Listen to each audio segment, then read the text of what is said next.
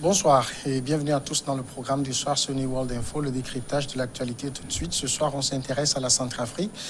La présidentielle dans ce pays, le premier tour se tient le 27 décembre prochain, mais un premier tour dans un contexte sécuritaire incertain. Du coup, se pose la question du report ou non de ce scrutin. Un des candidats en lice, notamment Jean-Serge Bokassa, a jeté l'éponge et appelle au dialogue. Nous allons nous intéresser donc à cela avec Mamadou Diouf, notre éditorialiste. Bonsoir, Mamadou Diouf. Bonsoir, Samuel. Quelle est aujourd'hui la situation sécuritaire au niveau de la Centrafrique? Difficile de le dire parce que les informations sont plutôt contradictoires. On nous dit Bambari a été pris par les rebelles, Bambari a été repris par la MINUSCA, il y a des combats à tel endroit, ils ont pris tel endroit. Cet après-midi, il y avait la panique à Bangui parce qu'on a dit aux gens que les rebelles ont infiltré Bangui, les gens ont vidé immédiatement les rues pour se réfugier dans les maisons. La chose qu'on peut dire, c'est qu'actuellement, il y a une véritable instabilité, non plus seulement dans les zones où il y avait les rebelles, mais même au niveau de Bangui actuellement, plus personne ne se sent en sécurité parce que la situation devient véritablement instable à tout point de vue. Est-ce qu'on sait finalement, avec exactitude, qui est l'instigateur de ces nouvelles violences? Qui est l'instigateur? On n'a pas changé d'avis. C'est Bozizé qui est mis au premier plan. Et Bozizé est mis au premier plan parce qu'actuellement, les choses se clarifient sur cette coalition des patriotes pour le changement. Au départ, on pensait à 3 mouvements. On se rend compte actuellement qu'il y en a 6. Et sur les 6 mouvements, il y en a 4 qui sont de tendance ex-Séléka. Il y en a 2 qui sont de tendance anti-Balaka. Et les 2 qui sont de tendance anti-Balaka, que ce soit celui de Makom ou celui de Gaïsona, tous ces 2 personnages sont connus comme étant des proches de l'ancien président Bozizé. Donc, finalement, les choses commencent à se préciser et on n'entend pas l'ancien président. Il est accusé, il ne se défend pas, il ne dément pas. C'est d'autres qui parlent à sa place. Mieux, il a quitté Bangui. On ne sait même pas est-ce qu'il est toujours en Centrafrique aujourd'hui. On dit qu'il est dans son fief, mais ce n'est pas totalement évident, raison pour laquelle les accusations sont en train de se confirmer de plus en plus par rapport à la responsabilité de l'ancien président. Et ces groupes qui ont coalisé aujourd'hui, est-ce qu'ils ne sont pas signataires de l'accord de paix de Khartoum? Curieusement, 8 parmi eux sont... En fait, parce qu'il y a eu 2 étapes. Il y a 8 parmi les 14 signataires de l'accord de Khartoum qui ont d'abord signé une déclaration disant que l'accord de Khartoum est mort, ça n'existe plus. Ensuite, c'est 6 parmi ces 8 qui ont créé la coalition. Donc, ceux qui aujourd'hui prennent les armes font partie de l'accord de Khartoum. Ce qui est curieux, dans l'accord de Khartoum, il était prévu des sanctions parce que les gens devaient déposer les armes. Il devait y avoir le cantonnement, ce qui malheureusement n'a jamais eu lieu. Il devait y avoir le désarmement, ce qui également n'a pas eu lieu.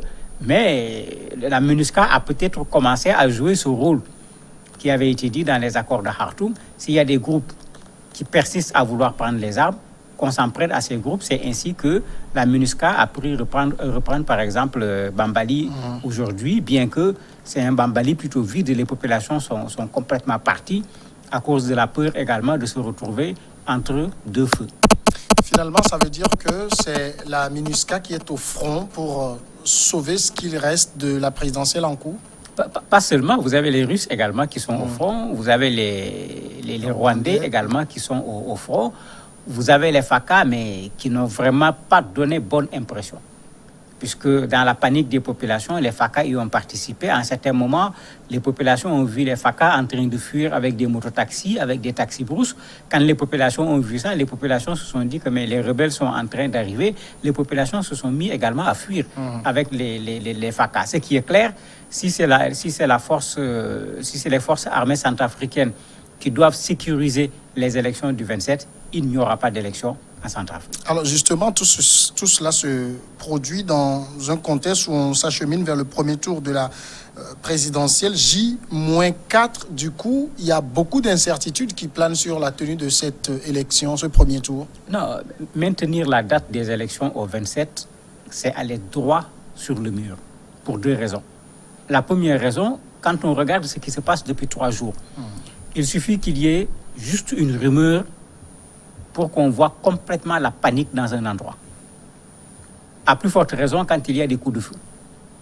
Ce qui veut dire que même si on maintenait la date, le jour des élections, il suffit de faire passer les mêmes rumeurs, il suffit de faire exploser 3 ou 4 choses par-ci et par-là pour que finalement, à la place d'élection, qu'il y ait une véritable débandade. La deuxième chose, si on maintient les élections dans ces conditions, qui va reconnaître le résultat des élections? Puisque les 8 dont je parlais, ils parlent déjà de hold-up électoral, alors que les élections n'ont pas encore eu lieu. Qui va reconnaître les élections dans ces conditions? On a vu quelqu'un comme Martin Ziguélé qui dit, bon, reportons, c'est ce qui est l'idéal dans ces conditions, mais si vous maintenez, je demande à mes gens d'aller voter, est-ce que lui, il va être prêt à reconnaître ce résultat-là? Est-ce que Anissé Georges Deleguélé va faire la même chose? On risque d'organiser des élections pour rien, bien que c'est un peu ça actuellement la politique des organismes internationaux, puisque ces organismes ont tendance toujours à faire des élections une sortie de crise. Il faut organiser les élections, surtout que pour ces élections, c'est eux qui ont financé la plus grande partie. Est-ce que le pouvoir banguissois est véritablement dans une attitude de reconnaissance de la gravité de la situation, ou bien on est dans une sorte de déni de la réalité? Non, ils sont entre le mur et ils sont plutôt entre l'enclume et le marteau.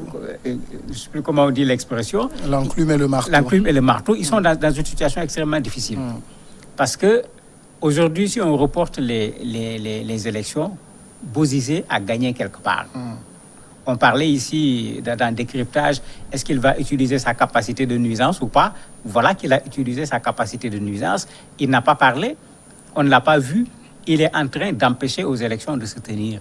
De sorte que les sources diplomatiques disent que le président Touadéra ne veut pas de report des élections parce que pour lui, reporter les élections, c'est accorder, ne serait-ce que de façon symbolique, une victoire à Bozizé après qu'on ait invalidé sa candidature. L'autre élément, c'est que le président Touadéra a intérêt à rester au pouvoir. Et s'il laisse cette situation qu'on décale, ce qu'on dit le plus, c'est qu'on aille vers une concertation nationale. D'autres même disent qu'on aille carrément vers une nouvelle transition. Mais en ce moment, quand on mettra en place une concertation nationale, quand on mettra en place une transition, il n'est pas évident que Touadéra sera dans la même posture que celle dans laquelle il se trouve aujourd'hui. Et quand on va organiser une autre fois les élections, il aura perdu une partie de l'avantage qu'il avait en tant qu'ancien président. Donc, d'un point de vue stratégique, pour lui, tant qu'on peut organiser les élections, il vaut mieux qu'on les organise, puisque tout le monde est d'accord aujourd'hui que c'est lui qui pourrait gagner ces élections. Finalement, rien n'est encore décidé pour un report ou un maintien de ce scrutin. Il y a un jeu flou, puisque c'est la structure qui organise les élections qui doit reporter les élections. Ce n'est pas le président de la République. La structure ne veut pas prendre seule la responsabilité de reporter les élections. Ils prennent contact avec les autorités rappellent à la structure que c'est elle qui doit reporter les élections selon les textes, de sorte qu'il y a un analyste qui dit que c'est carrément de l'hypocrisie. Personne ne veut prendre la responsabilité du report des élections, alors que vu la situation actuelle, ce report est en train véritablement de s'imposer. Mais est-ce qu'il n'y a pas un risque à reporter dans la mesure où on ne saura pas à quelle date on réorganisera, puisqu'on sait la Centrafrique, la situation n'est pas aisée à régler en l'espace de quelques jours, quelques semaines. En fait, le prochain président doit être investi le 30 mars prochain. Donc, d'un point de vue technique, il y a une marge qui existe, qui peut permettre ce que beaucoup de gens appellent actuellement un report technique. Il ne s'agit pas de dire on reporte les élections et puis c'est terminé. Il s'agit de reporter les élections pour pouvoir d'abord régler ce problème aujourd'hui qui est en train de perturber la campagne électorale, parce que tout le monde s'est contenté pratiquement de Bangui pour faire la campagne. Dans certaines zones, les gens ont déjà détruit le matériel électoral qui avait été apporté. Dans d'autres zones, il y a eu des pillages au niveau des mairies, etc. Donc, même d'un point de vue technique, il y a un problème. Certains disent que mais si on reporte sur 10 jours, on reste à peu près dans les délais. Le nouveau président peut prêter serment à la date qu'il faut sans qu'on se retrouve dans un vide. Mais même s'il y a un vide, les textes ont prévu qu'il y ait une concertation nationale. Et je crois qu'il faut arrêter d'organiser des élections pour organiser des élections. Le problème centrafricain, ce n'est pas ces élections qu'on veut organiser. Le problème centrafricain, c'est un problème qu'on n'avait pas réglé depuis fort longtemps, que les accords de Khartoum ont essayé de régler, mais on n'a pas appliqué jusqu'à présent ces accords de Khartoum. Alors, on connaît aujourd'hui le problème de la Centrafrique. On sait en tout cas pour l'heure qui est dans le secret en train de manipuler les choses. Qu'est-ce qu'on attend pour l'arrêter? Mais c'est tout le problème aujourd'hui. C'est pourquoi je disais tout à l'heure qu'il a quitté la capitale parce qu'il sait ce qui l'attend certainement. Il est allé dans son propre fief. Mais aujourd'hui, il n'est même pas évident qu'il est dans son fief. C'est quelqu'un d'averti de la même façon qu'il avait quitté la Centrafrique parce qu'il savait qu'il risquait d'être arrêté. Rien ne dit qu'il n'a pas quitté actuellement la Centrafrique. Et ce qui est sûr, c'est que si on ne l'a pas arrêté quand il est rentré clandestinement, les raisons qui faisaient qu'on ne l'avait pas arrêté, c'était peut-être qu'on craignait que son arrestation ne puisse créer des troubles. Ces raisons n'existent plus parce qu'on est déjà dans les troubles. Donc aujourd'hui, l'arrêter ou ne pas l'arrêter, il n'y a plus d'excuses en disant que ça peut créer des troubles parce qu'on est carrément dans les troubles et même dans des affrontements d'un point de vue militaire. Certainement, en tant que stratège, il a trouvé un chemin pour traverser je ne sais quelle frontière et se mettre à l'abri d'une quelconque arrestation, surtout au niveau de la Centrafrique. Mamadou Diouf, merci d'avoir répondu à nos questions. C'est moi qui vous remercie. La pause et puis l'invité.